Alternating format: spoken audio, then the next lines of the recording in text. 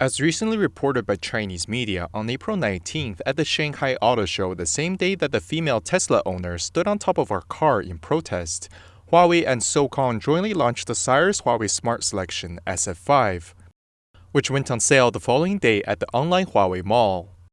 It was reported that the orders reached 6,000 units in a week. According to Huawei's rotating chairman Xu Zhijun, Huawei makes a profit of 10,000 renminbi on each car.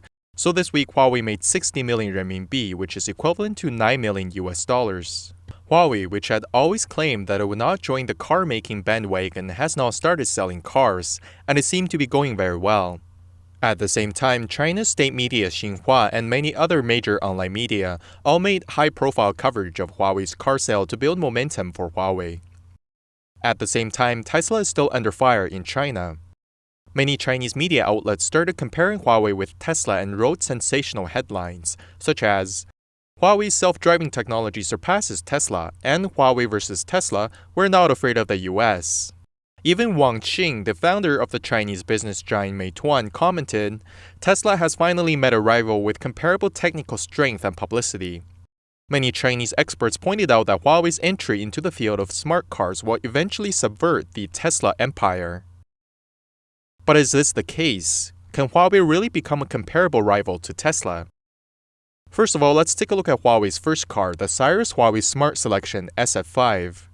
Technically, it is not a new model but an older model of the US-based Chinese car company Sears.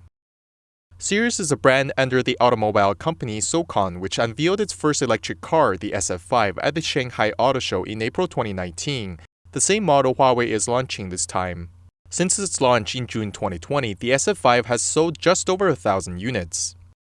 According to mainland media, on March 9th this year, Huawei and SoCon held a memorandum of cooperation signing ceremony in Shenzhen to reach formal cooperation in the field of new energy vehicles. Although SoCon has been involved in the research and development of new energy vehicles for several years, its performance was not impressive. In the past 2 years, the company has been suffering from serious losses and is even at the risk of being delisted. Because of this, SoCon is in a completely passive position in the cooperation with Huawei. The way the two companies cooperate is that Huawei fully manages Sears and gets to decide the design of the car, the remodification as well as the marketing strategy. According to Huawei, its goal is to enter the largest mid-range car market, therefore they position the level of autonomous driving at L2+, which is at the assisted automatic driving level. The Huawei Smart SF5 is equipped with Huawei's electric drive, car engine, and audio system, and supports a range of 180 kilometers in pure electric mode, with a total range of over 1,000 kilometers in fuel mode. The partnership with Huawei has also brought rewards for SoCon. The little-known company's shares rose sharply, with 5 of the 6 trading days between April 19th and 26th reaching the limit up. However, this mode of cooperation may also change. Xinhua Finance reported on April 29th that Huawei is in talks with SoCon to acquire a controlling stake in its Chongqing Jinkang New Energy vehicle, which owns Sears. This move would enable Huawei to make smart cars with its own brand. On the other hand, 6,000 Huawei Smart SF5 was claimed to be sold in its first week. According to mainland media reports, Huawei online orders are divided into 2 types. One is called a big order, requiring a deposit of 10,000 renminbi in advance. The other one is called a small order, which requires a deposit of 1,000 renminbi, and the user can return the order unconditionally at any time. Therefore, the pre-order quantity is not equal to the final delivery quantity, and there is a risk of cancellation of the order by the consumer before delivery. The 6,000 number includes both of these order types. In fact, the SF5 is only Huawei's first step. Its real aim is to promote another one of Huawei's products, the Huawei Smart Car Solution BU. On April 18th, on the eve of the 2021 Shanghai International Auto Show, Huawei Intelligent Vehicle Solutions BU held a Huawei Inside new product launch event, where Huawei launched 5 new products at the same time.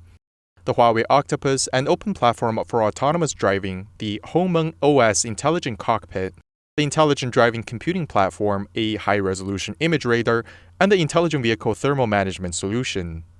Wang Jun, president of Huawei Intelligent Vehicle Solutions BU, stressed once again that Huawei is not considering building cars, stating that if the parts business is doing well enough, why do we need to build cars? It's not necessarily profitable to build cars. The company's latest product, the HI system, was released at the end of October last year as a supplier of incremental components for smart cars. And on April 12th, Huawei's rotating chairman Xu Zhijun revealed at a global analyst conference that Huawei will work with three car partners, BIAC, Guangzhou Automobile, and Chang'an, to create three car sub-brands that will be launched in the fourth quarter. Xu Zhijun introduced that each car model will have the Huawei Inside logo, which represents that the car uses Huawei's integrated ICT system, including autonomous driving. Huawei has always stated that they will not build cars, but the Huawei Inside model has already arrived. On April 17th, the high-end brand of Huawei New Energy, Arcfox, and Huawei released the Arcfox Alpha X Huawei HI Edition. This is actually Huawei's first vehicle, not only with Huawei's HI solution, but also the first intelligent electric vehicle with Huawei's laser radar solution, pricing at 388,900 RMB. Officials claim that the car can increase its range by 197 kilometers in 10 minutes using Huawei's fast charging technology, and the car is expected to hit the market in the fourth quarter of this year. At the launch site, Su Jing, chief architect of Huawei ADS and president of the intelligent driving product line, said that for Huawei, the Alpha X HI version is just the beginning. Huawei ADS and BU have a huge investment every year, and if ADS and BU can finally succeed, Huawei will have a huge impact on the automobile industry. Coupled with Beijing's repeated official documents stating that new energy will be the area where China will accelerate to overtake the US and Huawei's current strategy, it raises questions about the hidden support from the central government. Also, Huawei has often denied that it would enter the automobile sector in the past. However, as early as 2013, Huawei entered the automobile business by launching the in-vehicle communication module ME909T. Then in 2014, Huawei established the Car Network Lab in the 2012 lab to focus on the longitudinal development of the car network field. Later in 2015, Huawei received orders for communication modules from Audi and Mercedes-Benz and entered the car network supplier sequence. In October 2016, Huawei contacted Magna Steyr, an automotive OEM, and the entire automotive community speculated that Huawei had acquired car building technology.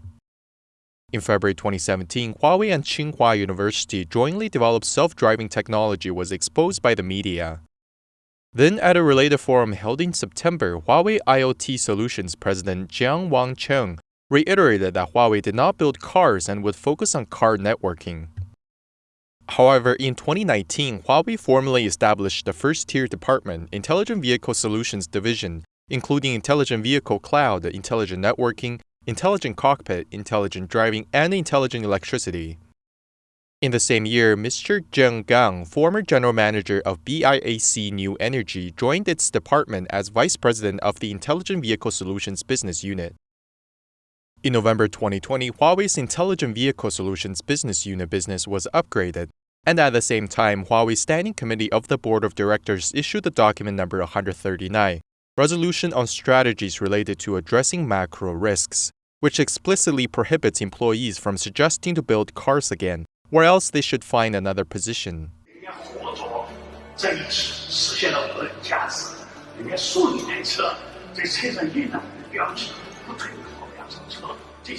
After that, Huawei's automotive business accelerated in 2021.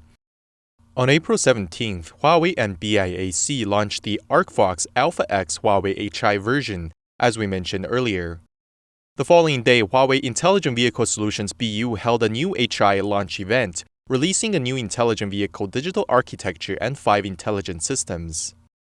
In addition, Huawei also began to get involved in selling cars. Some experts analyze that another consideration for Huawei's car sales is actually related to the supply of semiconductors. The company is still blocked from importing chips, and although it has hoarded a large number of chips, the countdown for high-end cell phones to be out of stock has already begun. China's domestic laptop and TV sales volumes are merely at 7.2% and 14.5% of the total number of cell phone sales in 2020. If high-end chips ran out, it would be difficult to support Huawei's original huge sales. In 2019, Huawei has revealed to the media that its domestic cell phone stores exceeded 30,000, in addition to its more than 7,500 offline authorized stores, many of which are opened in the top shopping districts of major cities. In contrast, 110 domestic car brands have only 29,000 dealerships in China. So if the car makers cooperate with Huawei, they can display and sell the cooperative models in Huawei's flagship stores around the world. Huawei in return will be able to maintain its capital chain and become powerful again despite the US-led economic sanctions. Huawei has declared in many public forums that it wants to become a Tier 1 of the new era. That is, a Tier 1 supplier whose products are directly supplied to the OEMs, but it is not well received by the industry. Almost all of China's electronics and internet companies have joined the electric car industry. Oppo's car-making patent was revealed in January this year, Baidu's car-making announcement was made in February, Xiaomi's new car-making strategy was established in March, and Didi's formal entry into the car-making business was made in April. In April, Xiaomi also announced its new car-making strategy.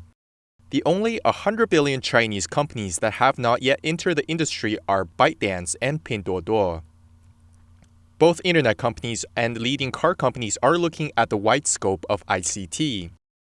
Weilai, Xiaopeng, Drip, Baidu, and others have invested heavily in the development of ICT, such as vehicle-space interaction systems and autonomous driving technologies.